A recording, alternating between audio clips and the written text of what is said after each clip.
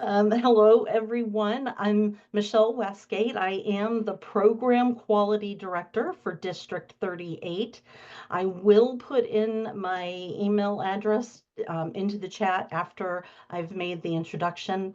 I'll also have some information to share about our speaker, which I'll put into the chat.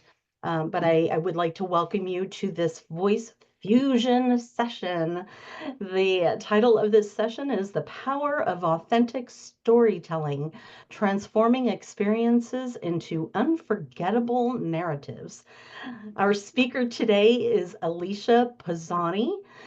She is a fellow Toastmaster, yay.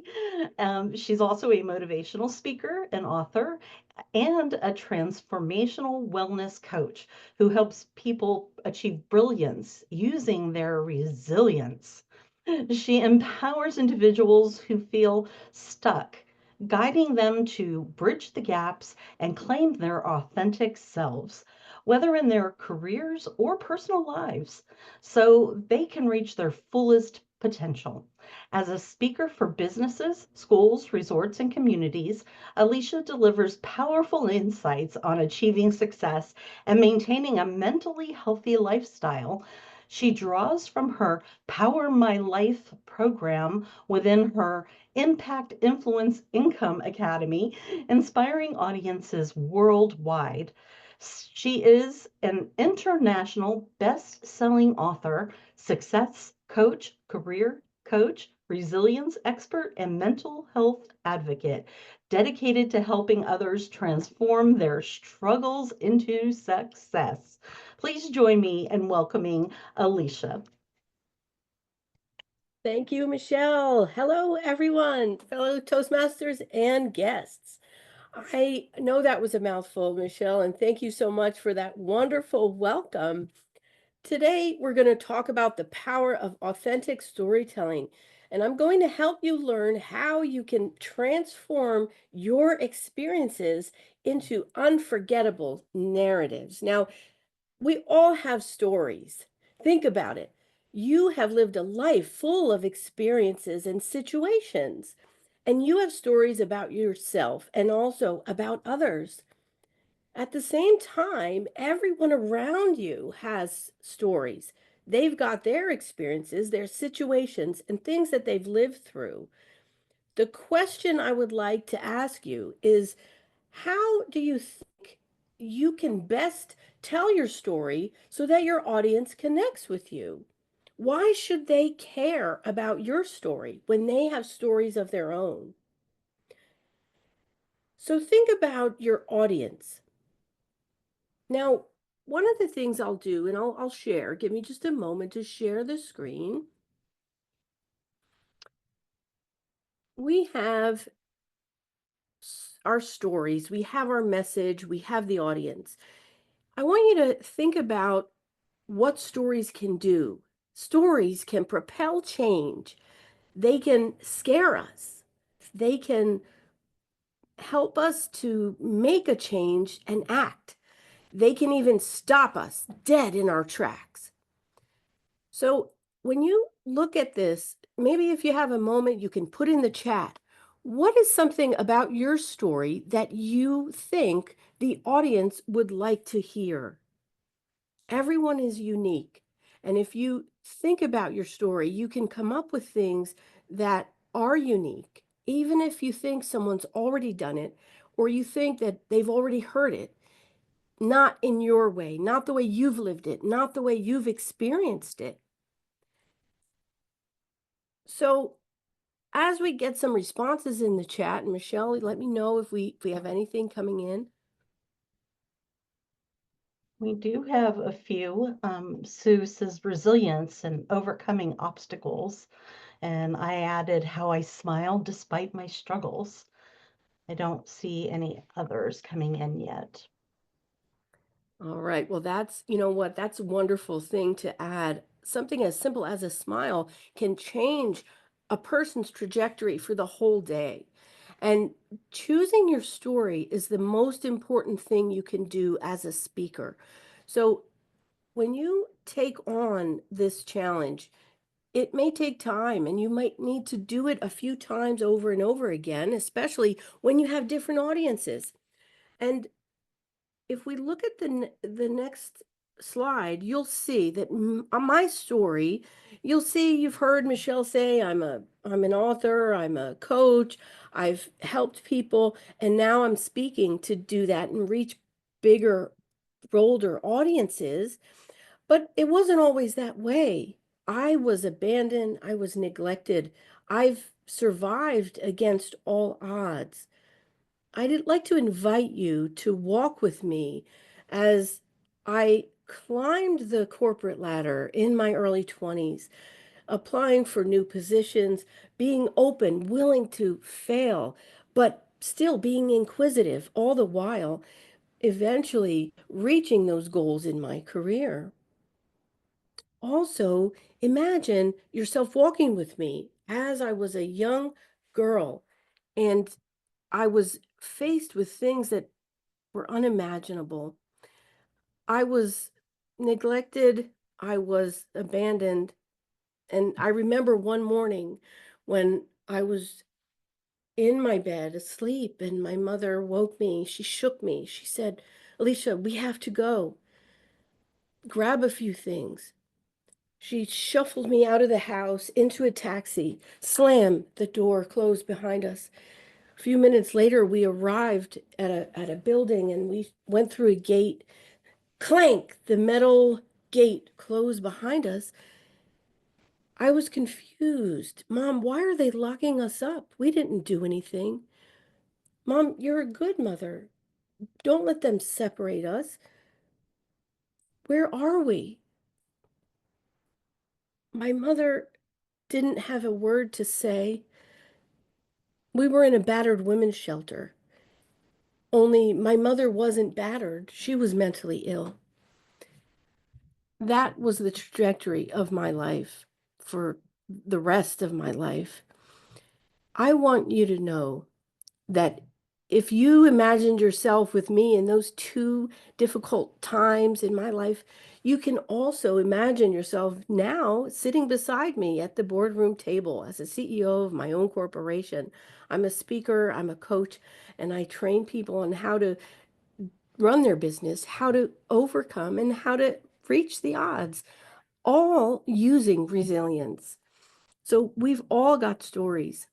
And in fact, we're wired for stories. For centuries, there have been people that have heard stories, told stories, and the thing that they've learned, what we also have learned, is that before you tell a story, you have to know your audience. You're not going to tell the same story to a child who's there at night waiting for their bedtime story as you would if you're a manager with employees. You're going to use different stories and you're going to have to know your audience. Many speakers make the mistake of getting involved with an idea and they think that their message is the most important thing to share, when in many cases the audience isn't interested in that because they're involved in their own issues, their own challenges, and their own problems. They're going through things. So the most important thing you can do is know your audience. You can know that your experience will not matter until it matters to the audience. That said, if you're a champion, the audience isn't going to care about it until they are over their current problem. So, how do we get past this? We are going to use emotion to distract, dispute, and inspire. We're going to be distinctive. We're going to use description to get to a place where people want to be with you. And you're going to use balance. You're going to make sure that your speeches are not just heavy with too much detail in the beginning and not too light and not just serious, even if it is informational. We're going to use a balance. And so those are the three keys. You can write them down: emotion, be distinctive, and ensure that you have a balance. The other thing we're going to talk about is the reasons for a speech. And you know that emotion is how you're going to get people to come with you on your journey. That story I told you was to distract you. If you're distracted, you're not thinking about your problem. You're with me in my story. And I'm going to ask you to do another thing for me. Think about your moment in time in your story. No, no, not moment in time. The feeling from that moment in time. It can be a high emotion, excitement, or happiness. I recall that day when my mom took me for an ice cream cone. It had to be the hottest day of the summer. We arrived and there was a long line. I could barely wait. I couldn't wait. Was I going to get vanilla, chocolate? No, strawberry. I couldn't wait to get that ice cream. I got my ice cream cone. It was bigger than me. And when I stepped away from the line and the counter, my ice cream fell on the ground. It was the worst feeling I could imagine. I was so distraught. So, in that story, I've taken you from a high with excitement. I've taken you to the end when the ice cream fell and my dreams were shattered. If you've had a moment like that in your life, you would recall that. And that's how, as a speaker, as a storyteller, you're going to bring the audience with you. If it's a low emotion you want to share, maybe you're sad or uncertain, you can use that. Now, think about emotions, and this is your homework. I want you to go back and practice those emotions. Try and use a feeling from one moment in time to convey your principle, your idea. So while you think about that, I want to tell you about a professor that I had. My professor, Mrs. Adamide, she was very happy. She would show up every day in class and she was wearing color on herself. Her dress was colorful. Her jewelry was colorful. She had earrings that swung back and forth, big colorful earrings that matched her outfit every class. You would see the earrings before you even saw her.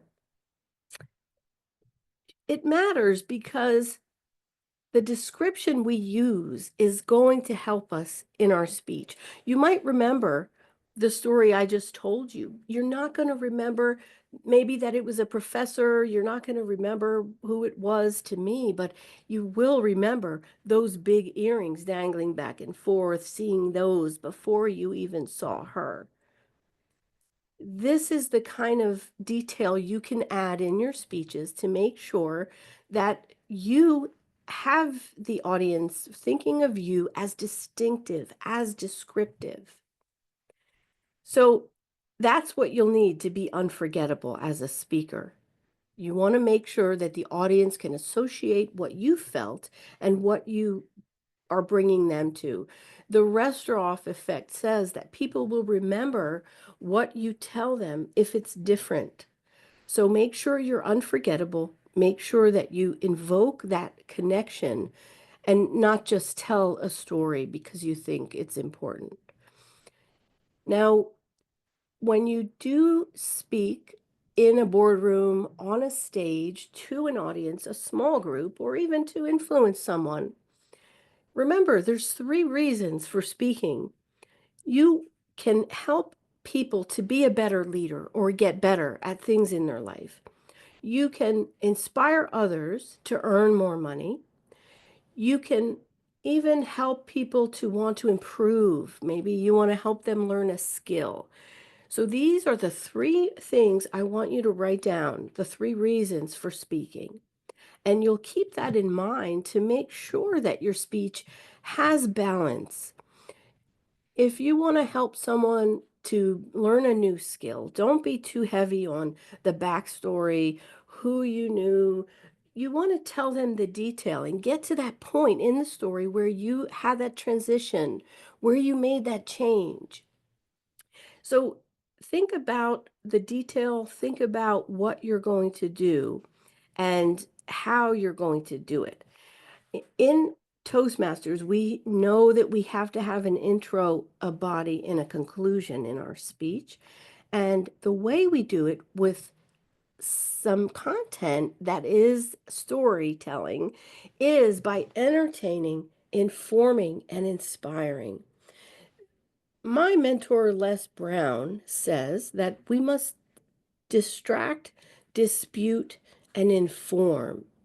And when you heard what I did earlier with the professor's earrings, I pointed out I was distracting you.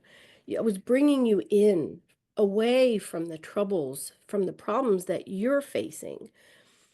This is where you can dispute whatever belief system the audience has that you're trying to dismantle. This is where you can prove that your solutions are bigger than their problems. This is where you can educate and inform them.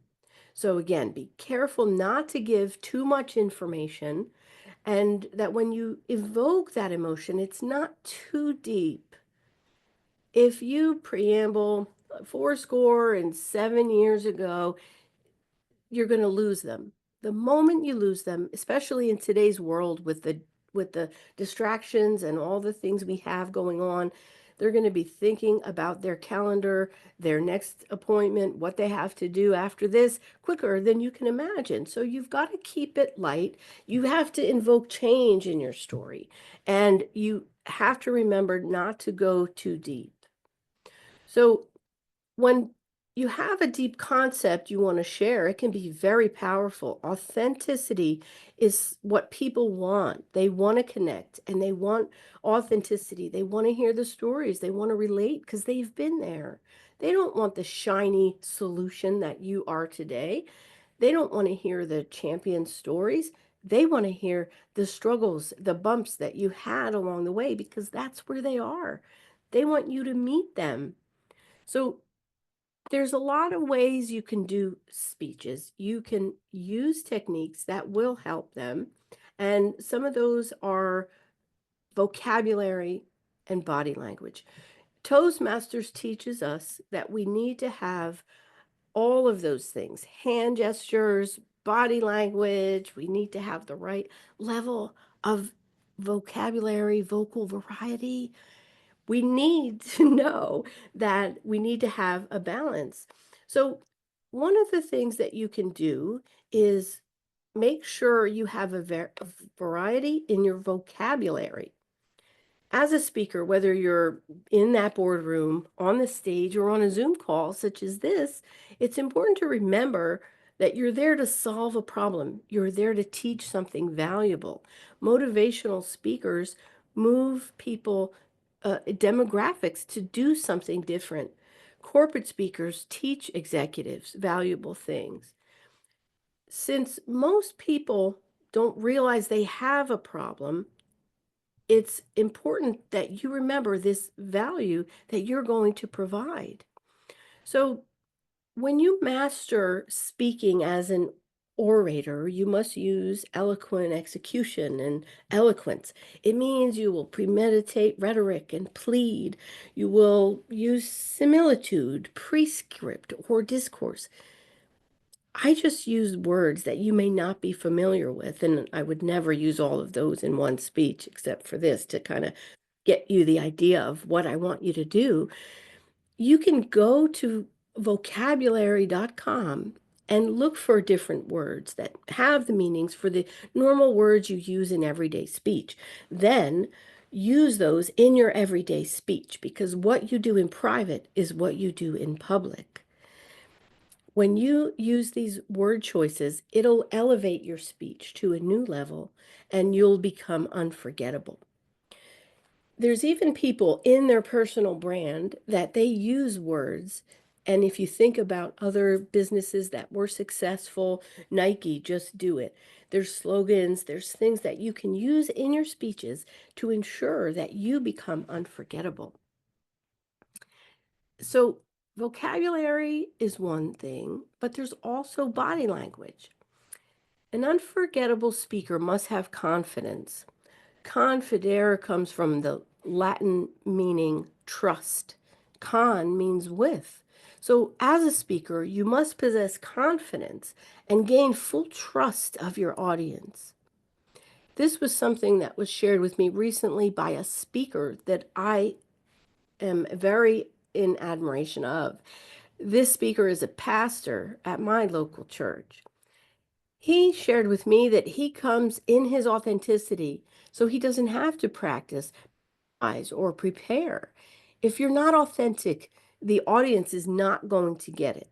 Let me tell you about a speech I gave recently. I gave a speech about being a speaker superhero. I gave a power pose at the start. They smiled. I talked to them about a microphone being my cape. They smiled. I helped them by being serious at times of peril. They smiled. I used the eye contact, connecting with everyone in the room and on the Zoom. I used movement, and in my speech, I was able to convey a message that they remembered. I told them they could save humanity with their words as a weapon, and storytelling helped them to face their fear, emerge stronger, and come out as a speaker superhero. So, if you think about it, the best stories resonate with us on a personal level. And that's something that is a key to this. You can tell personal stories about yourself. You can tell stories about others that are very powerful, sometimes even more powerful than the stories that you tell about your own life.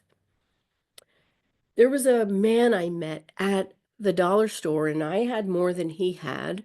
He had one item. I said, "Sir, please go before me." He said, "Oh, no, I'll wait." I said, "Okay, thank you." Then I noticed he had a cap. He was a veteran. I thanked him for his service, and he wanted to tell me a story. He told me the story that he was invited to go with his people the first week they were there for basic training. They were going to go out on the Saturday night and live it up. He didn't really feel like going. He first said yes, but then he changed his mind at the last minute. He stayed true to himself. I wondered, why is he telling me this story? I obliged. I continued listening. I found out the people that had gone out that night crossed a railroad track, got hit by a train, and they died. Ron stayed back that night. He made it and lived a full life. So in his life, he realized he never would mind waiting.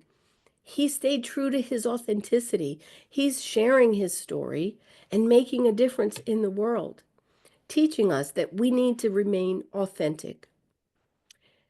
Now, if you think about that, I want to share something else. What if, while I'm giving this speech, I'm standing in one place? It wouldn't be as effective as the gestures I use, talking about my superhero cape, talking about my microphone as my weapon. I wanted to share with you that I come to life on stage when it really matters, and that's what you have to do as a speaker if you want to be unforgettable. It's how you move your head, it's how you tell a story. You use dialogue. When I talked about my mother speaking to me, I used it so that you could be there with me. It's how we use our hands, it's how we do our homework, it's how we research, how we practice. Because it's not good enough today just to be a speaker. You have to be an unforgettable speaker. So You want to keep people in the audience ready to forget about their current situation, get beyond it, and take action. One great way is to master body language. If you're telling a story from one side of the stage, make sure you use the full stage. Make sure you tell the story from the other side of the stage. Pay attention to the body language of the speakers that you like and see what they do and try it. I've seen Toastmasters, even some of the world champions of speaking, drop down on the ground and lay there for minutes. I've seen them trip over a chair. I've seen them fall as they're coming onto stage. Now, these are grand gestures. I'm not suggesting everyone does that, but there are things that you can do for body language. You can use props. If you have a microphone, you can use that in your speech as a prop as well. All of this is going to help you when you're doing your storytelling to make those come alive. I've even seen them express that emotion with ways where they cower in fear, where they stand big and tall, they jump. There's things that you can do to elevate your speech and your storytelling to bring people in. Now, Michelle, I would like to ask the audience a question, and hopefully they can go into the chat and put things out there. What do they think is the number one mistake that speakers make? New speakers, comfortable speakers. What do they think the number one mistake is? Now, if you're looking at my slide, you can see that the number one mistake that people make is thinking that their speech is good enough. In Toastmasters, we have the opportunity to give and receive feedback, and it's so important to think about that because that's the only way you're going to get better as a speaker. When you think about your speeches, your stories becoming unforgettable, you want to think about your speech development and you want to think about the structure, the organization, supporting material. This is that balance that I talked about. It has to be just enough where they're with you in that moment in time, feeling what you felt, and then being able to see the hope on the other side, being able to reach a new place in their own lives and feel capable. So, as a speaker, the number one fix, the easy way, is to know that you can be flexible. If you take time incorporating feedback, redoing your speeches over and over again, you can get places quicker than you can even imagine. I want to tell you about Anu. Anu was a person, she was a therapeutic coach. She helped people through the struggles in their lives. She had so much to offer, yet she was timid. When she delivered her speeches, they were informational, but she wasn't coming across as being credible.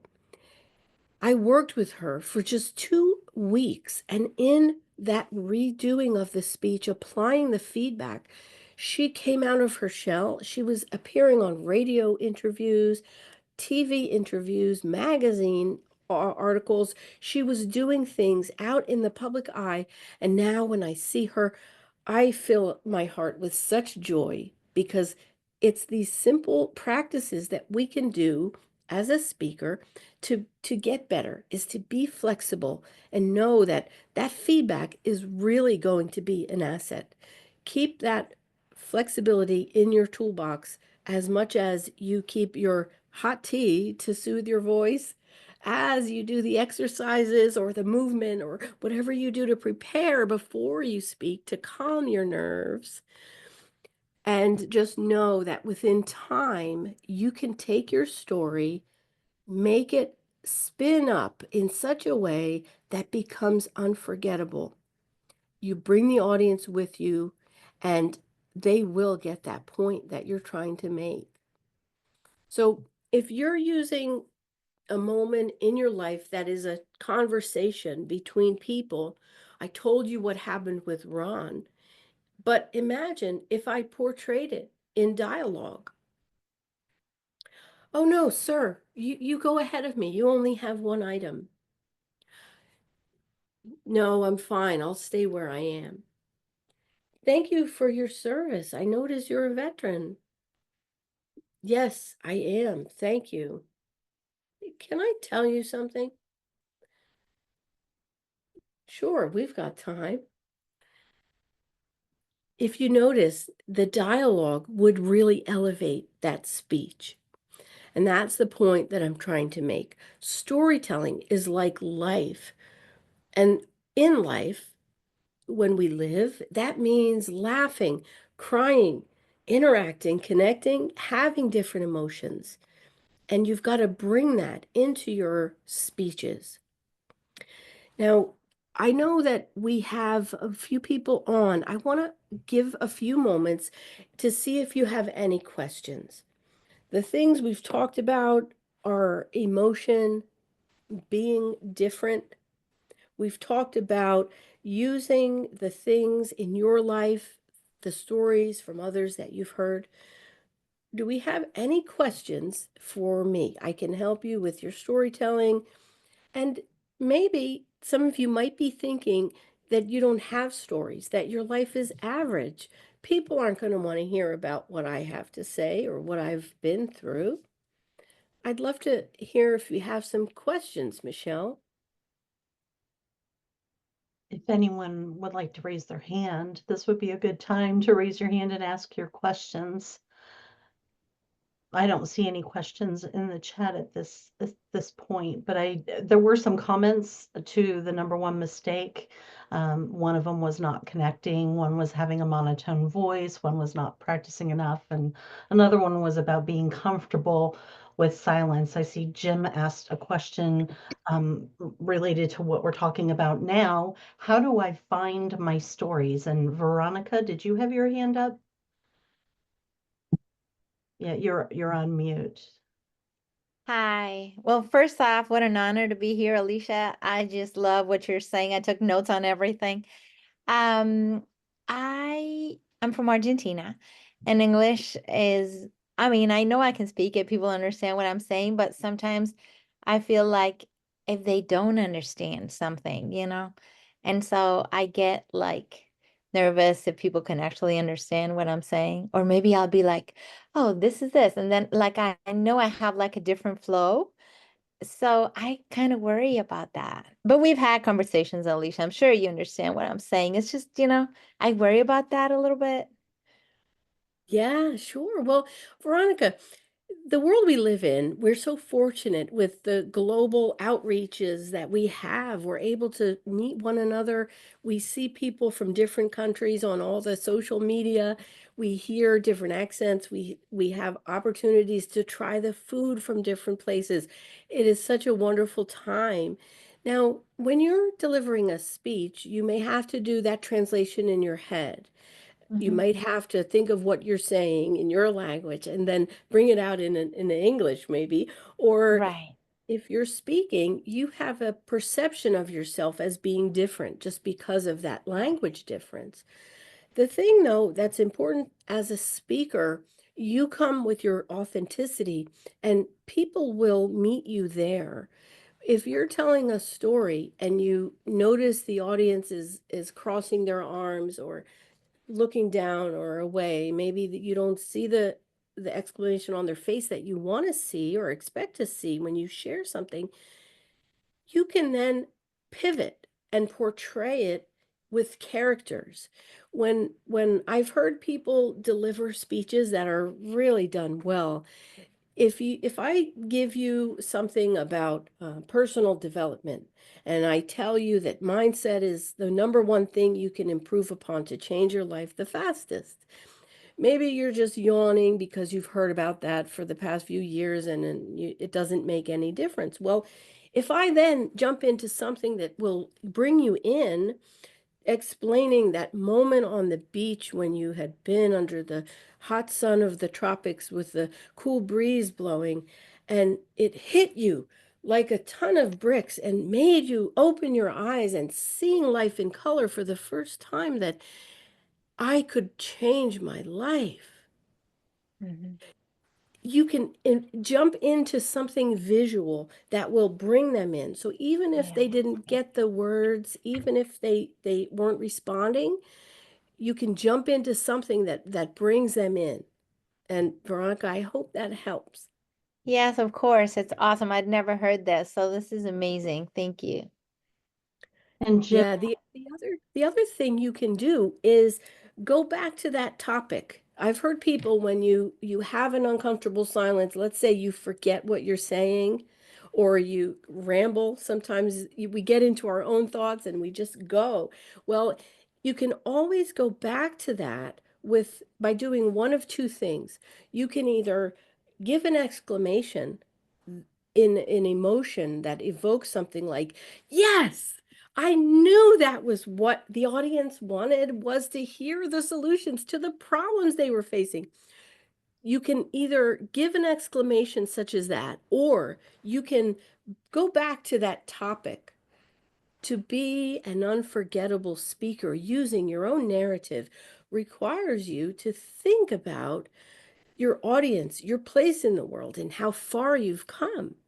So you can easily use something tied to your title of your speech or the purpose of your speech to bring the audience back in. That's a very effective way to handle both difference if you feel you're not reaching the audience, or those moments when you're not sure that you remembered where you left off during your speech.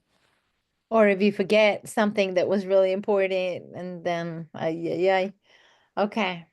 Yeah, to get back on track. There's little techniques that you can use. And it's, if you have a monotone voice, I want to address that comment that was in the chat as well. We're born with a voice, and you can use that to your advantage. Vocal variety is something in Toastmasters that we work on. So in your stories, if you use more descriptive language to bring a bang, a pop, and vary the volume, you can still get through to people even if your voice sounds a certain way. You can even draw attention to that. How did that voice make you feel? Were you made fun of? People were made fun of when they were young too, maybe not for the same reason.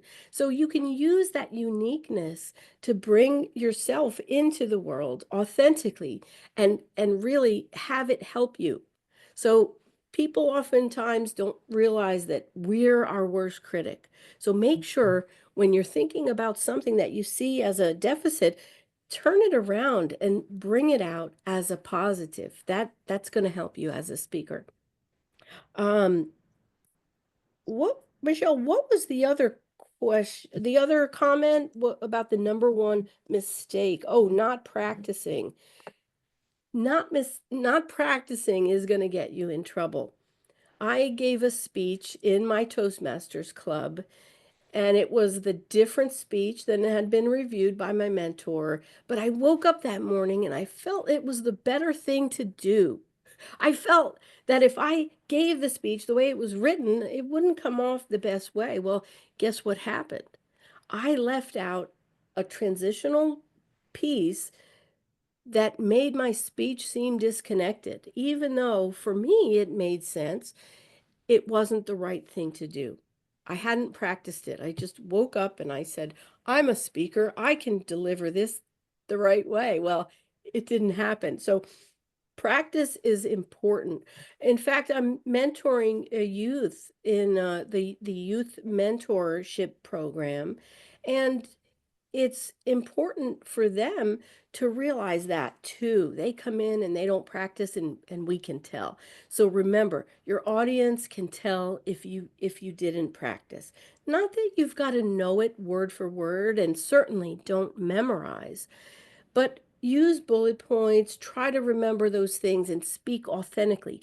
That's the best way to practice your speech. Whittle it down, write it down, maybe type it out, play it back. record it on your cell phone or audio and then listen to yourself. And when you get to that point where you're getting closer, make the bullet points of the highlights, the key takeaways. And speaking of key takeaways, when you think about being a speaker, there's things that you should think about. And those are the key things of knowing your purpose. You want to make sure that you bring forward a balance in your speech. You want to use different vocabulary, use appropriate body language, and you can use your personal experiences to be unforgettable. You can become a better storyteller with that vocabulary, body language.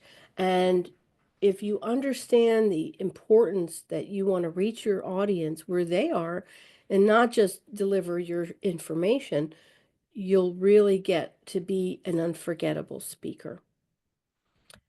So I don't know if we have anything more in the chat. Let me There get was over. a question. Jim asked, how do I find my stories? Thank you. So in your life, you have been through things. Now, if you start with the thing you're trying to solve, so if you're speaking to coworkers on your team and you can't get them to agree with your point of view on how to move forward on a project, or if you're speaking to train or teach someone or to motivate, you have to think of the mission. And when you start with the mission of what you're trying to solve, then you have to think about the transition point in your life, that moment in time when you've changed, when you overcame, when you saw the difference. And you can take those things to a point where you're able to give that information in such a way that is going to relate. Do we have any detail? Can we have that person come on and maybe share their exact situation? Jim, are you able to unmute? Bye. Have a good weekend. I don't, there he is. Yeah, I've had some really good speeches in the past, but they just came upon me. You know, I think about life situations, things that happened when I was growing up or what have you, and with a little effort, like just using many of the techniques you're talking about here, flushed out the story and came up with a lot of really good stuff. And then eventually, I didn't start with the point; I started with the story, and then eventually came up with, you know, some sort of meaning or some sort of anecdote or some sort of point to it. And again, it seemed like it was lucky. Now, some of them I worked on before. Like there were several subjects. My father and I never got along, so I often thought, how in the, and I heard other people say this. My life was horrible when I was young. Why would I want to talk about? Who wants to hear about that? But after thinking about it long enough, I found a way to make it palatable and funny and all the good things you need for a speech, and make a point about something to do with. I actually used it for my your communication style. How my father used the F word a lot, and how his roughness affected my communication style. And that's actually one of the speeches you can give in Toastmasters. So I used that kind of point as my point. But I only look on those stories. How do I? And I understand. I see what you're saying, and that I wrote that down. Start with your final point or whatever, and then find something in your life to add to it. Yeah, if you're working on a Toastmasters pathway, there's list of speeches in the tool that can help you. And you can also Google these things, right? Toastmaster speech for communication, for leadership, for persuasion. But if you're doing it authentically, you might have better luck.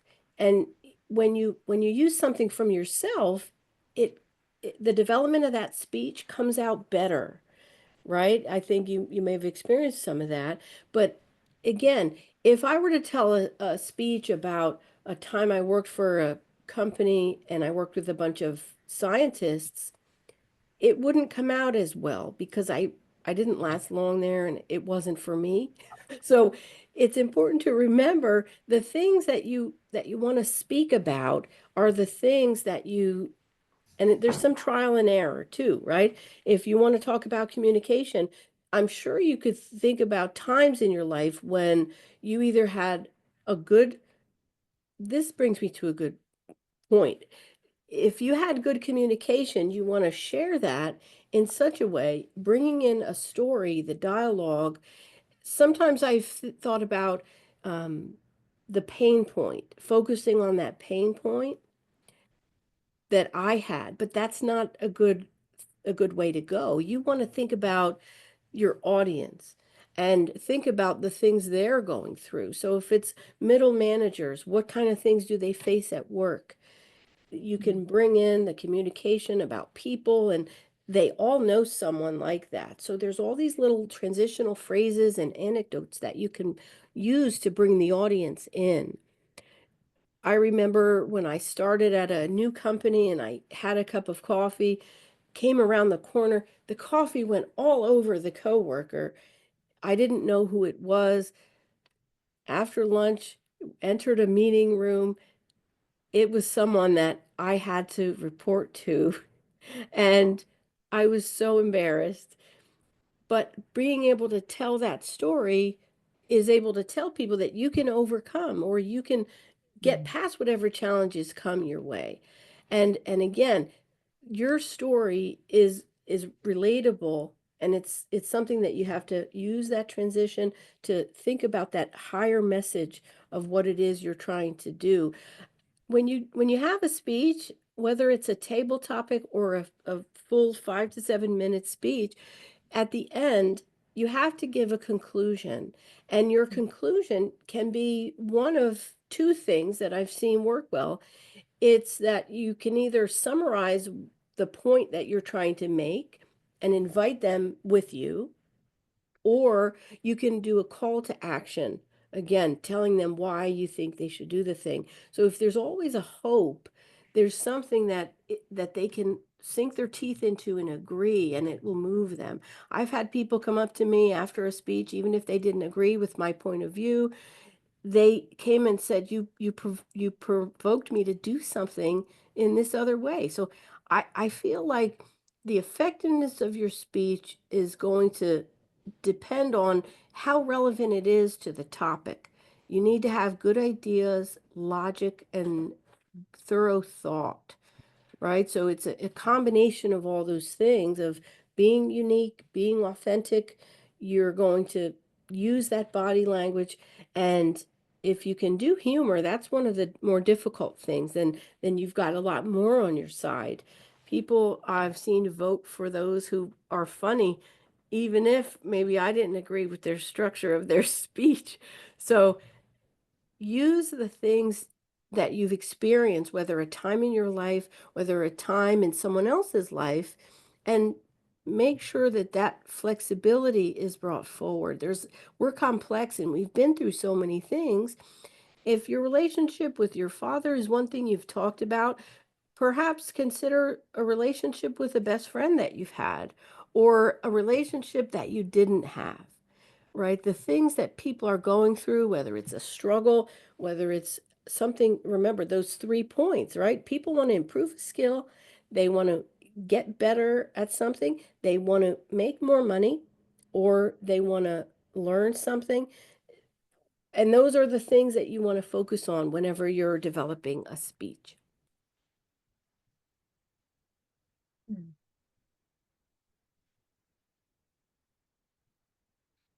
There's also some questions. Let me do it. I don't have a slide for it, but let me put these into the chat. If you want to be a good storyteller, you can ask yourself these questions to become a better speaker? If I can find the chat. Okay, so there's some questions that you can use to come up with your stories. Does your story align with the objective of your speech? Is the story relevant and relatable? Does the story invoke emotion? And will it engage them? Does the story have a clear message or a lesson that contributes to your overall points? And how does it reflect or enhance your credibility as a speaker? If you're doing something that is not, I heard a guy give a speech on a transformative world. He wanted the world to be different than it was. Only it offended people in the audience because they liked the world as it was. So just like in life, you have different personalities, you have different points of view. It's important that your speech as a whole is going to have the right points that tie back to your lesson, answering any questions that the listeners may have. And does the story maintain the audience and not go away from that main topic? I just participated in my Toastmaster contest and I lost because I went over time. I spent too much time giving that backstory. So it's important to know that your story has to be concise enough to maintain the audience and still stick within that framework, the guideline, and the topic of your speech.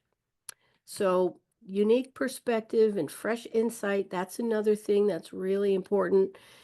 You can tell a story about something else that's already out there. If we look at the stories we've heard along the way, they're told of other people and what they did, and I'm sure they've changed along the way. It's like that game of telephone. By the end, you'll hear different stories. Well, it's the same with speeches. Are you being unique in your perspective?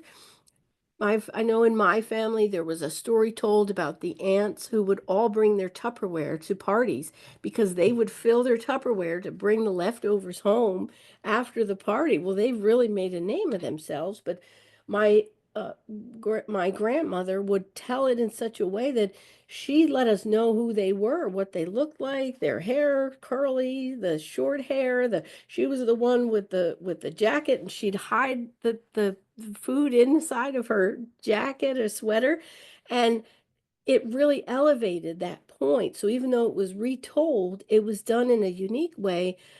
We've heard the story year after year, every time we hosted a party, but it was done in such a way that made it different. If you bring your experience, the aunt that I love so much was so happy and joyful and never hesitated to tell me the truth, just like it is. But Ruth was always funny and in her own quirky ways, including the times she'd come to the parties bringing the leftovers in her jacket so that she would have the food the next day. But you can make it unique and change it so that it relates to the topic, and it also is unique and brings you back to the point of your story. So I hope those questions help you. The last thing I'd like to say is that you have to remember to provide hope. We can't see the picture from inside the frame, and as we get stuck in life, we can move faster forward if we connect with others. Speakers help people to see the bigger picture. Speakers use storytelling to provide hope using their craft. So I encourage you to go forward, transform your audience experiences using your unique, authentic narrative, and I'll see you backstage.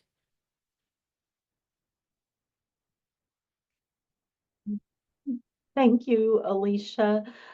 Do you have a final slide that has your contact information? I do. If anyone would like to reach out to me, I'll be glad to give you a free evaluation on your speech. I'll be glad to help you with anything that we've talked about today. I can be reached by phone, by email, or my website, which is aliciapozsony.com. It's ALICIAPOZSONY. And I hope that you reach out to me. You can also look me up. I've got several books for all ages. The latest book is 25 Essentials to Thrive Beyond 25. That's for small businesses and people who are looking to improve themselves. And there's even a year-long calendar at the end for marketing, branding, social media. I really encourage you to look up that one. That's great for all people looking to speak or who are looking to have a new initiative or side business. Thank you, Alicia. Let's all give a round of applause for Alicia Pozsony. We are so happy to have you here today. This was a great session, and we appreciate you being here as our guest for Voice Fusion. Thank you, Michelle. My Thank you. pleasure.